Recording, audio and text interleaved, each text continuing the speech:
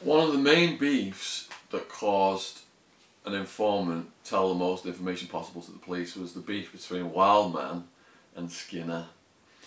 And Skinner ended up getting so scared of Wildman, he went to the police. But a lot happened in between. Basically, Skinner was getting shady with me when I moved to Tucson. He thought, right, I've moved to Tucson now. He's still in Phoenix. There's like a power play going on now for the people who are underneath me to try and like take more business. And he recruited some Southside gang members, set up a LSD deal with my LSD chemist, and they went over there without the intention to buy the acid. They had guns, but the LSD chemist was worried, this guy, and he had snipers in the back of his house. Right. And this huge shootout occurred. Bullets went through neighbours' houses. It was headline news. Whoa. So Skinner's getting out of control now, and Wildman's got to leave England in a hurry. So I get him, and when I pick him up, first thing I do is take him to Skinner's house. Right.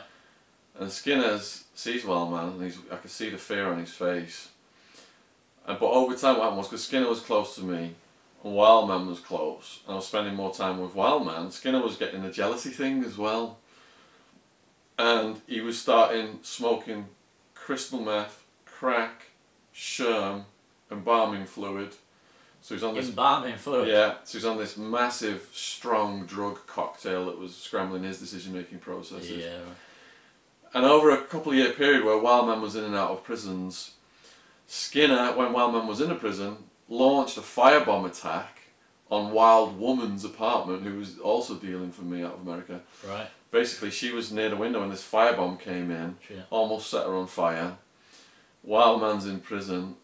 Skinner doesn't think he's going to come back, he's going to get deported, but I've got the resources to send like teams of people to smuggle him back in through Canada and Mexico and stuff. Right. So I got him back, and then when he came back, Wildman and Wild Woman were so hot in Tempe, I had to send him down to Mexico, and Skinner was, Wildman was saying, I'm coming back to Phoenix to kill Skinner and all this stuff, and Skinner's getting scared, and then towards the end of it, Wildman and Wild Woman did come back, and that was when Skinner turned us into the police.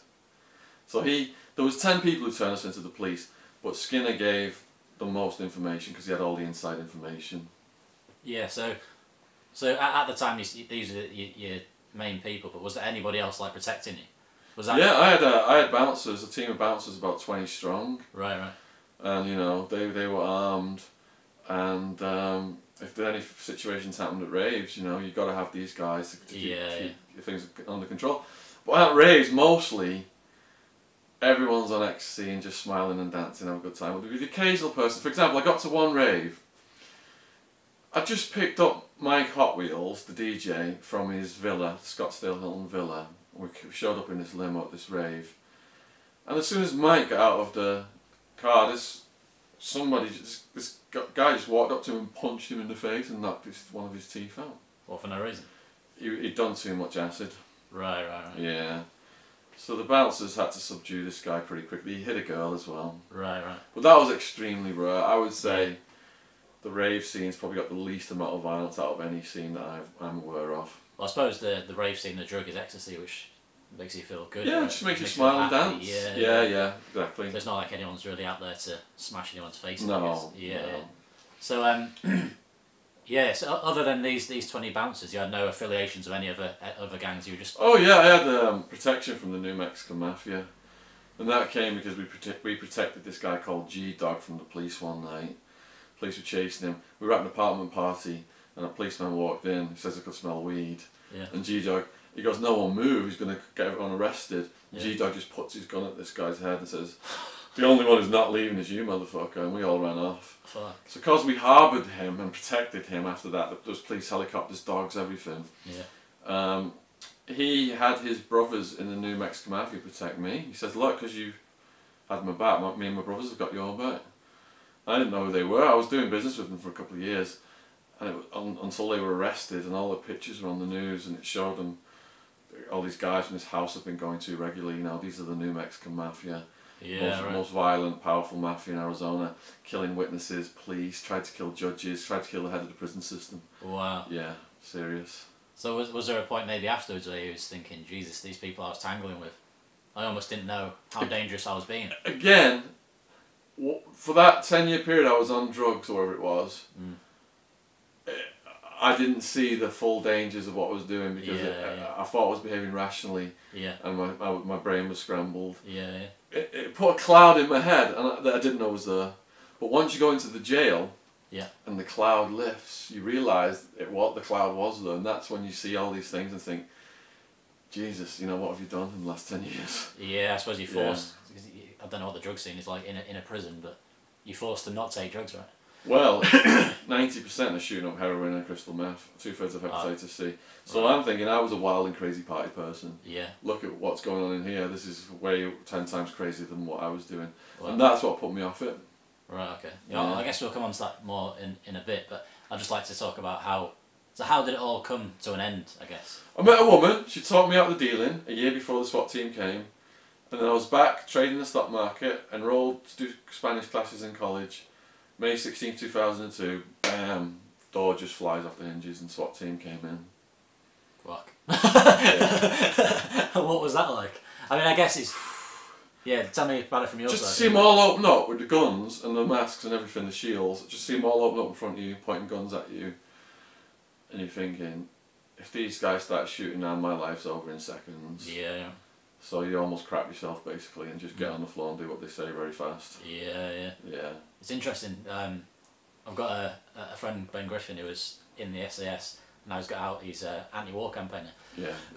They said the thing that turned him into being anti-war was so his job in Iraq was to go in, and he would get told houses to go in and take the people. And he'd go in and have to take these people and separate. And when he was told, basically, I got back and said, I'm not going to work under American command, I'm not going to go back and do that. Yeah. And then apparently the Padre said to him, I've met people like you before, cowards, you're scared. And he's like, hang on a second, we're going up to these people's houses, armed to the teeth with explosives. Yeah. We're not in danger, it's them that's in danger. And he sort of describes, from their perspective, what it would be like to, imagine you're in your bed sleeping tightly now, and there's 20 men outside your home stacked with explosives, armed to the teeth, ready to just run in, and then all of a sudden, bang, this explosive goes off, and that's the first you know about them being there. Yeah. And all of a sudden they're running into your house, they're getting your kids and separating you, and they've got a gun in your face. Yeah. So, it is intimidating. Yeah. I can imagine. So what was your thought in that moment? Was you thinking, shit, this is all over, I'm going to prison? Yeah, when I was in the police car, I was thinking, everything I've done's finally caught up with me. Right. I thought I got away with it, but now I'm fucked. Yeah, it always seems to, when you hear about these stories, it always seems to come at a time where, I finished it, I was moving on, and then it fucks me. It's always that thing. So what was that like? Was you gutted? Was you thinking, I've got all these resources, I can pull this together? I didn't understand the extent of the trouble really. There was two sides here. So one side of me is thinking I'm fucked, and the other side is thinking you've got to get out of this situation. So I was then trying to minimise things. I was thinking, alright, I quit dealing, there's no drugs in my house, they've got to catch you with the drugs. Yeah. That was a bad assumption. All the police need are people from your past to tell them that you sold drugs to them, and they've got a case. Right.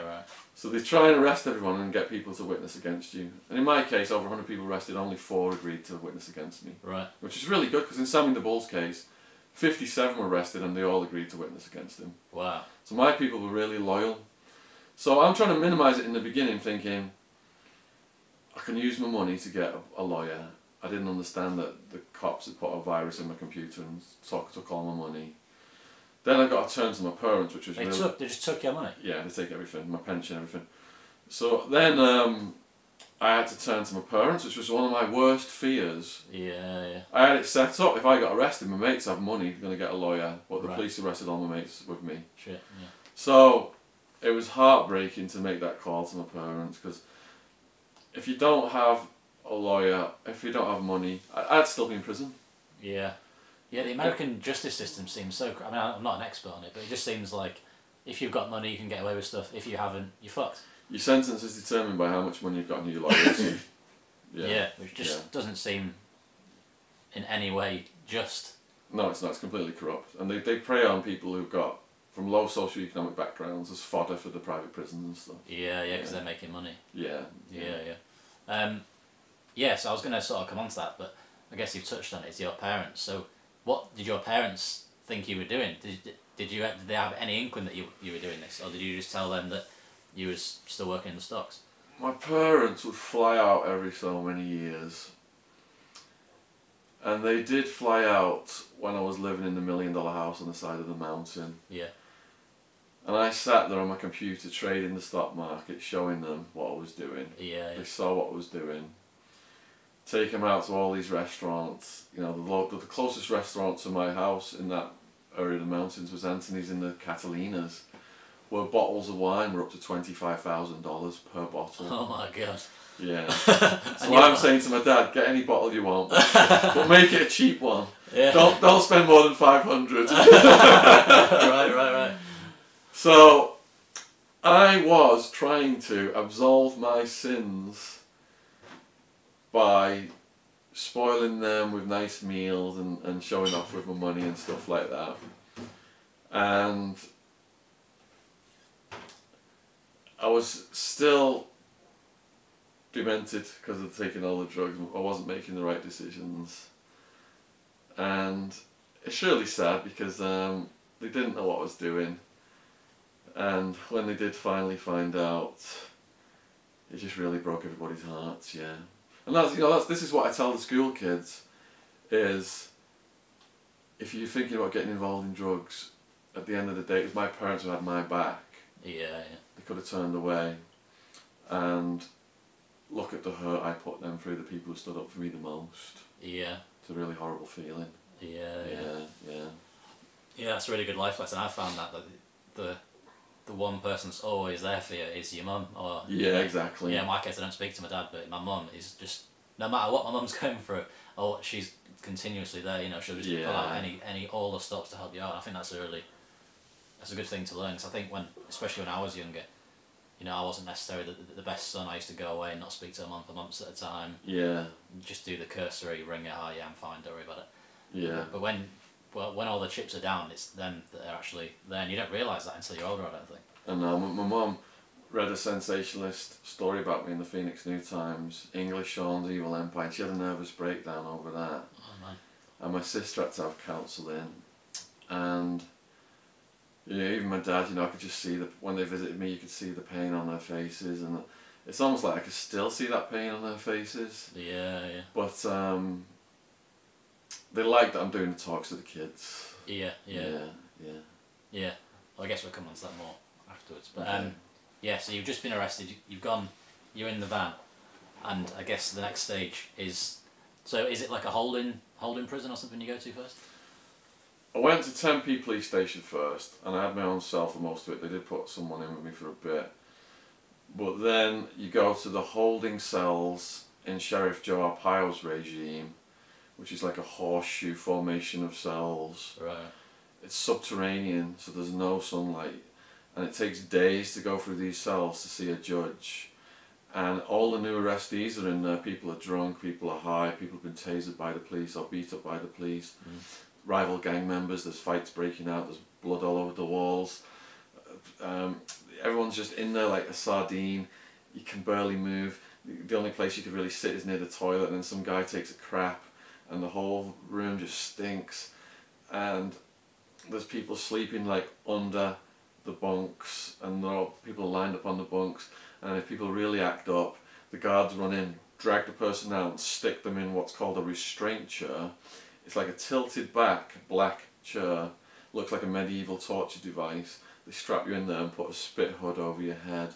Yeah. When you're going from cell to cell, you see these people just rocking in these restraint chairs and screaming like dying animals. Yeah, it was like welcome to hell, basically. Yeah, so you just gone from £1 million mansion apartment to the complete opposite to that. Come from that lifestyle to hell, yeah. But I put myself in there, so yeah. And was that your turn? was that your turning point to then think, right, I need to stop what I'm doing and change my life, or was you still then thinking I can get out of this? Yeah. Yeah. For the first year, I'm thinking, oh, I'm going to get out of this, and I was still, even though I'd quit selling drugs, I was still addicted to taking drugs. Right. I was still wild. Yeah. I would have gone back to getting high if I'd have got released. Yeah. So it was my second year when I'm facing a maximum 200-year sentence that they crushed that out of me, because all I cared about now was getting my life back. I didn't care about what I had. Yeah. The material stuff was crushed out of me. Yeah. Getting sentenced to 9.5 years was one of the happiest days of my life after facing 200 years, because I could see I was going to get my life back. Yeah. So what did that feel like, getting told you were maximum 200 years? I was ready to kill myself. I planned to do it, to slash my wrists after a guard did a security walk. Yeah. But what stopped me from doing it was looking at the photos of my mum, dad, girlfriend and sister, and getting sad. I was crying actually, thinking my mum's going to get a call. Yeah. Saying your son slashed his wrists overseas in a jail cell, and I couldn't bear the thought of putting my mum through that. Yeah. It's insane, isn't it? Sometimes, like, and we were just talking about with these all-in people, and almost to the detriment of your whole life. So if you're into something, that it takes such a something so big to change your mind. Even like for me, I got injured in Afghanistan, and the first thing when I come back, my mum visited me in the hospital, and she said, "Right, you're leaving the army now. You finally had enough." And the first thing I said was, "No, I'm going back." Like, it was just like my initial response. I was just like so conditioned into this thing. Yeah. And it did. And the same with you. You said 2 years. It took me 2 years until I got out of the army after that. Yeah. And it's like a long unravelling of things. Definitely. But it was definitely these incidents. It took a massive incident for me to be like, and it's similar to yours. Your life was in jeopardy there. I saw people getting left for dead and just taken out on stretchers who just like they were dead. Yeah. And when you go from watching a movie like Shawshank, where it's just on the screen and you can walk away from it after a couple of hours, to being in that environment and there's no getting out of it. Yeah. And you're like, this really happens, and you've just seen it happen. Yeah. It has an effect on your brain, doesn't it? Yeah. Well, I think there's like an internal stress that you can't really replicate. And I guess it's similar in prisons, like operations. Like, it's like what you said, you can't get out of it. You can't get out of it, no. You're stuck. Yeah, for me it was in a checkpoint in Afghanistan. And there's no getting out of that. Yeah. It doesn't matter whether you like it or not. Yeah. You're stuck there, and anything can happen at any time. And Yeah. like, you're just walking around waiting for something extreme to happen, which must be similar to prison, I assume.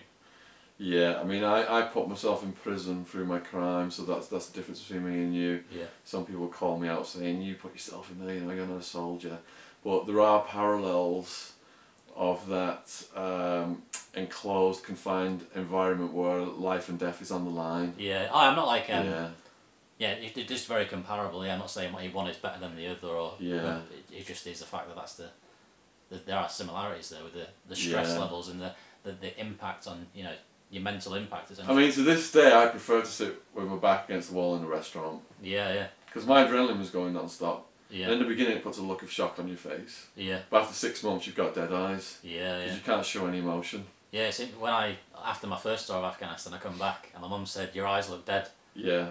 And also when I was coming back, some of my mates were saying, "You look about 20 years older. What's Wow. happened to you?" Like, it's just like, if you've seen pictures of me when I first joined the army, so I joined at 17, and recently, just randomly, my mum had a roll of film in an old film camera that she took from my army pass-out parade, so the big march you do when you pass out a train. And I had this roll of film, and the other week or something, I thought, I'm going to develop this film. Yeah. So I went and developed it, and the pictures that come out were insane. Like, really? How young I looked is just unbelievable. Wow. At the time, I thought I was, you know, the biggest, well, not the biggest man ever, but, you know, I thought I was fucking a man. Yeah. But to look at that and think, fucking hell, you was in the army, you look like you should be at school, you know. It's insane. Yeah. Yeah, we digressed. That's alright. Yeah, so what were the conditions in there like? Dead rats in the food occasionally, Mr. Meat slop. I lost about 2 stone because of the food. Mouldy bread and green bologna for breakfast. My second year, when they moved me to Max, it was cockroaches crawling all over us. You know, go 5 nights with insects crawling all over you, you can't sleep. You start to hear voices, see imaginary insects. I was losing my mind at that point. That was when they told me I was facing 200 years. Yeah. Stopped my girlfriend from visiting me. The other thing is the heat. How hot was it where you were at? Like near on 50 degrees. Yeah. Yeah, 40, 50, yeah. So we didn't have hardly any air coming into the building, so the building heats up and it stays hot all night long. So it's like a concrete oven. Yeah. So then we get all these skin infections and bed sores that itch and bleed. Yeah. And the itchiness, just lying in a pool of sweat at night with that itchiness, keeping me awake all night long. It was like they were using heat as a form of punishment. Yeah. Yeah. Well, they used to do things like that in prisons, didn't they? Like a sweat box or something. Yeah. That was a form of punishment, right? Yeah. Yeah. I mean, I was so sweaty that my skin had turned soggy. Oh. And I'd scratch myself and clumps of my own skin would come off under my nails. Man, it's just like you've been in a sauna. Yeah. Continuously. Yeah. Jesus. Yeah. It's the Sonoran Desert. Yeah, I can. So recently, I don't know what it is, but we keep on getting these bites in our flat. And one of my flatmates is literally obsessed that we've got something in our flat. We haven't got anything, but she's literally going absolutely insane researching. All she's talking about is this stuff. So I can't even imagine what it'd be like to actually... I mean, I think I've heard you talk about walking into a cell in the dark and you opened your eyes and those cockroaches all over the place. Oh, yeah. It's like a swirl effect on the ceiling, on the walls. And you know, when I first arrived at that cell, I thought my eyes were playing tricks. Yeah. So I put my face right up to the wall and I just saw all these American cockroaches, like the size of almond nuts. Yeah, yeah. They can get through all the cracks. Yeah. But over time I had to learn to live in harmony with them. They became my cellmates. You're at one with the cockroaches. I was.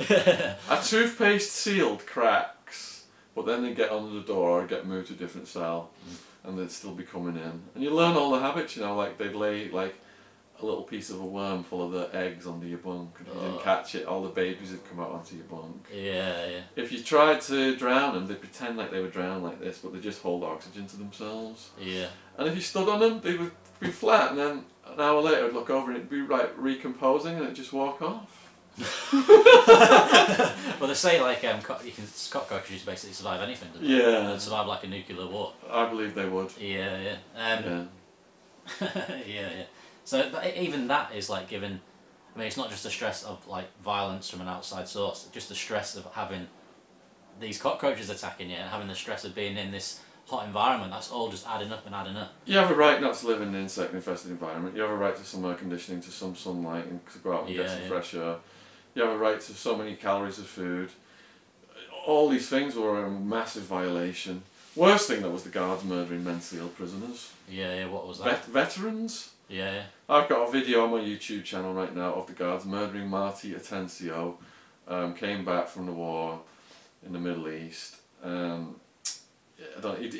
hardly did anything. I think he was in a car park or something, or kicked a car or mouthed off at somebody, and they brought him in, and he just stood again with his back against the wall, and the guards just grab him and attack him and throw him down. And honestly, they're like animals, like a pack of wolves, just beating him and tasering him and suffocating him, and they just leave him there naked, and he's dead, and the medical come in and try and bring him back to life, but he's gone.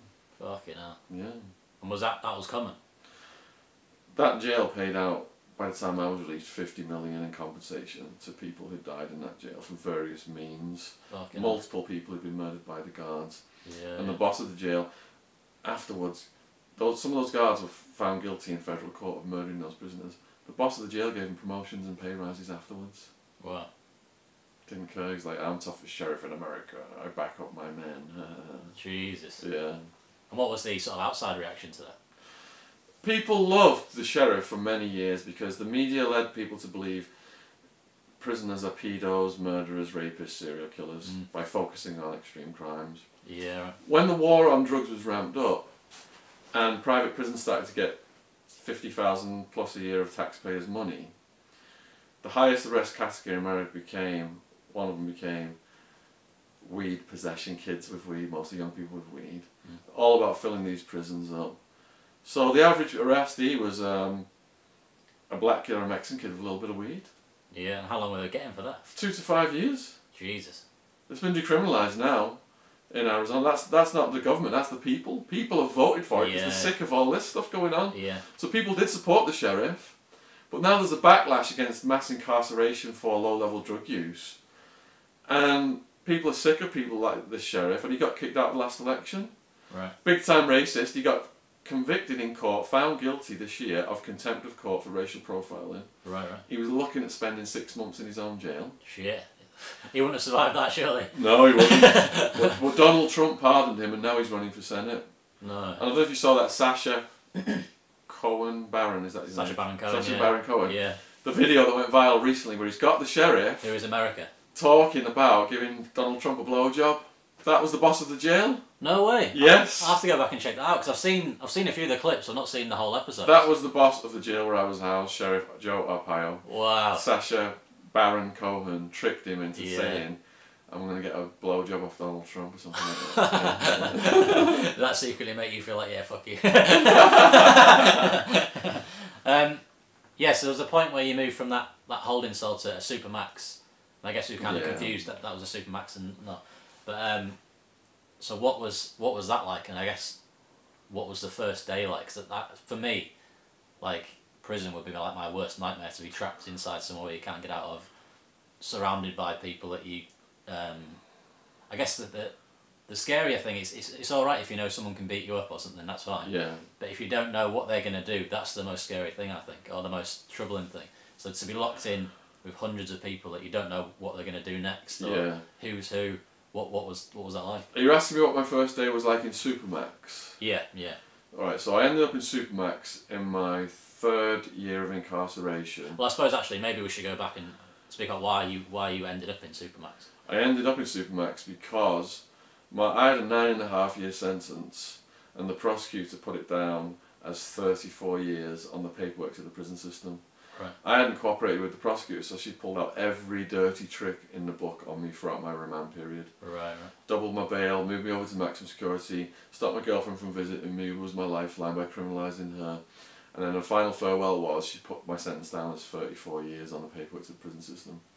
So I was fast-tracked to Supermax, and it is a scary environment.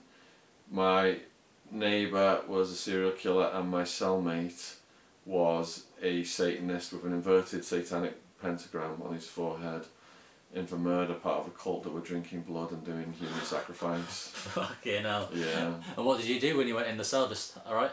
Yeah, pretty much. I didn't know what he was in for yet, so I'm naive. Okay. Yeah. I just see that he's got this thing on his head.